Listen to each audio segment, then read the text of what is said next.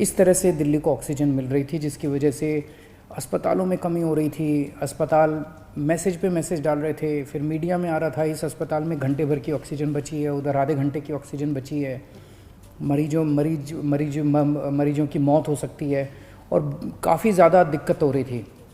लेकिन कल पहली बार दिल्ली को 730 टन ऑक्सीजन केंद्र सरकार ने भेजी है। जैसा मैंने बताया, दिल्ली को 700 टन ऑक्सीजन की ज़रूरत है।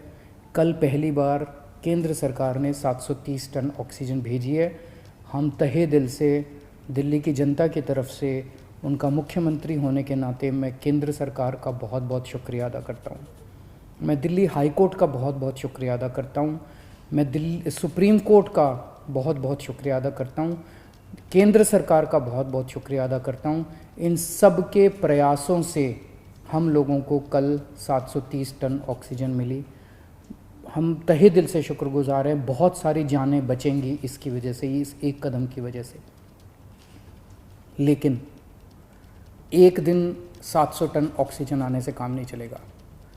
जब तक ये कोरोना की सेकंड वेव कम नहीं हो जाती, हमें डेली 700 टन ऑक्सीजन की ज़रूरत है। ऐसा ना हो कि कल 700 टन आई और आज फिर से 400-300 टन आ जाए, फिर से सारे अस्पतालों के अंदर हाहाकार मच जाएगा। मेरी सबसे हाथ जोड़ के विनती है, अपील है, प्रार्थना है कि ये 700 टन ऑक्सीजन अब कम मत होने दीजिएगा। डेली 700 टन ऑक्सीजन आनी चाहिए दिल्ली के अंदर, और इसके लिए दिल्ली के लोग हमेशा के लिए सभी के ऋणी रहेंगे। हम सब लोग शुक्रगुजार रहेंगे। इस दौरान जब दिल्ली के अंदर ऑक्सीजन की कमी हुई थी, तो कई अस्पतालों ने अपने बेड कम कर दिए। एक बहुत बड़ा अस्पताल है जिसमें 300 बेड हैं, उसने 100 बेड कम कर दिए। ऐसे समय में जब कोरोना की महामारी चल रही है, लोगों को बेड नहीं मिल रहे, हमारा प्रयास तो ये होना चाहिए कि हम ऑक्सीजन के बेड्स की, आईसीयू के बेड्स की संख्या को और बढ़ाएं।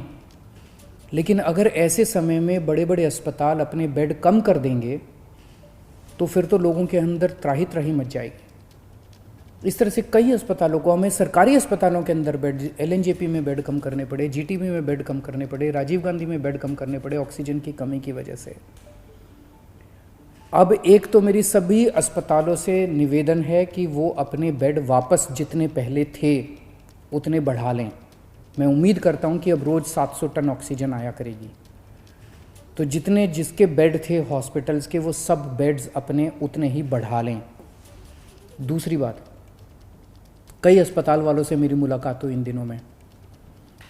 सभी अस्पताल, दिल्ली के सभी लोग इस वक्त एकजुट होकर, एक परिवार की तरह मिलके इस मुसीबत का सामना कर रहे हैं। कई अस्पताल वालों ने मुझे कहा कि अगर आप हमें समुचित अगर ऑक्सीजन दिलवा दें तो हम और बेड बढ़ा लेंगे। कोई कहता है मैं 100 बेड और बढ़ा दूंगा लोगों को बचाने के लिए, मैं 150 बेड और बढ़ा दूंगा। कोई कह रहा है मैं 50 बेड और बढ़ा लूँगा। इस तरह से कम 1000, 1500, 2000 बेड हम अपने मौजूदा अस्पतालों में और बढ़ा सकते हैं, एग्जिस्टिंग कैपेसिटी से भी और बढ़ा सकते हैं।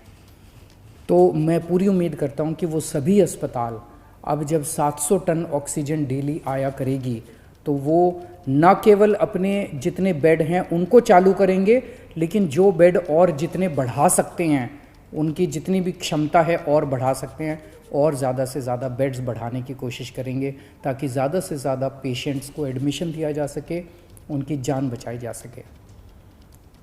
अगले कुछ दिनों के अंदर हमने बहुत बड़े स्केल पे प्लान किया हुआ है। अगर 700 टन ऑक्सीजन डेली आ जाती है, दिल्ली के अंदर हम इतने सारे ऑक्सीजन के बेड्स क्रिएट कर देंगे, ढेरों बेड्स क्रिएट करने का हमने प्लान बनाया हुआ है। हम इतने ऑक्सीजन के बेड्स, अभी ऑक्सीजन की कमी की वजह से हम राधा स्वामी सत्संग में हम 5000 बेड क्रिएट कर सकते हैं। बुराड़ी में 2 जगह हम लोगों ने 2500 बेड तैयार किए हुए हैं।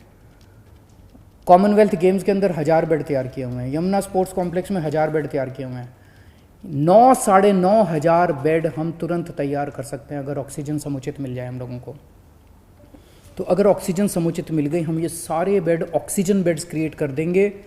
अगर 700 टन ऑक्सीजन डेली आने लग गई, मैं आपको यकीन दिलाता हूँ, दिल्ली में किसी भी व्यक्ति की ऑक्सीजन की कमी की वजह से मौत नहीं होने देंगे।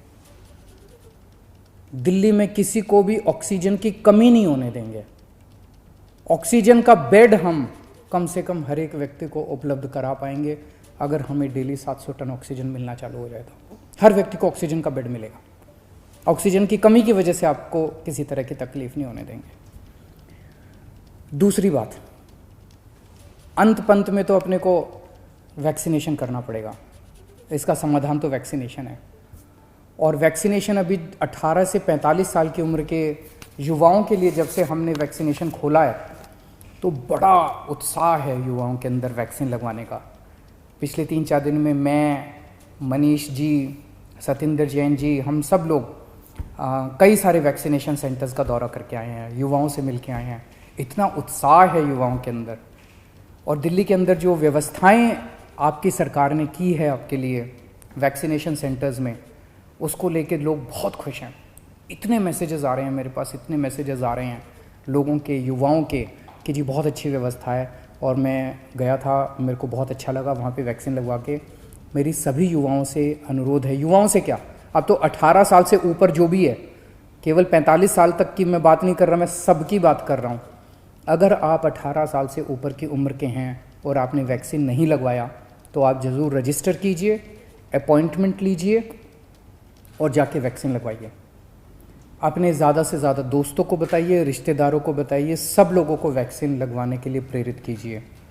अभी तक हम लोग दिल्ली में 35,74,000 लोगों को टोटल 35,74,000 डोज दे चुके हैं। इनमें पहली डोज 28 लाख लोगों ने केवल एक डोज ली है और 7,76,000 लोगों ने दोनों डोज ली है। और पिछले 3 दिन से 18 से 45 साल की उम्र के लिए, युवाओं के लिए ये खुला है। 3 दिन में दिल्ली में 1,30,000 के करीब युवाओं को वैक्सीन लगी है, और मैं उम्मीद करता हूँ कि आने वाले दिनों में और भी लगेगी। अभी हमारी जितने पिछले 3 दिन के अंदर सारी व्यवस्थाएं बहुत अच्छी तरह से लागू कर दी गई हैं। सारी व्यवस्थाएं बहुत सलीके से, ठीक तरीके से अब चल रहा है, बहुत स्मूथ तरीके से चल रहा है। एक ही कमी है, आज हम चाहें तो इस वैक्सीन को कई गुना बढ़ा सकते हैं, वैक्सीनेशन को कई गुना बढ़ा सकते हैं, लेकिन अभी वैक्सीन की कमी, सप्लाई की कमी हो रही है। अगर हमें समुचित सप्लाई मिल जाए तो जैसा मैंने आपको प्रॉमिस किया था कि 3 महीने के अंदर हम पूरी दिल्ली को वैक्सीन कर देंगे, तो अभी सप्लाई का हम इंतज़ार कर रहे हैं। अगर सप्लाई हमारे पास सफिशेंट आ जाएगी, जितनी जल्दी सप्लाईज आ जाएंगी, हम इसको बहुत सारे सेंटर खोल देंगे। सेंटर खोलने में कोई दिक्कत नहीं है, तो उसकी कोई चिंता नहीं है। और मैं उम्मीद करता हूँ कि आने वाले समय में सभी सरकारें काम कर रही है।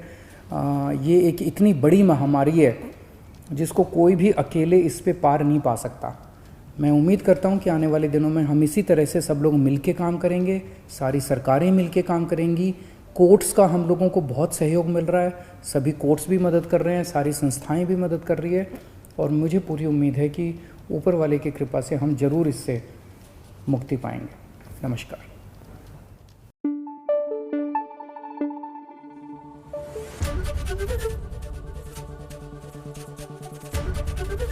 एबीपी न्यूज आपको रखे आगे।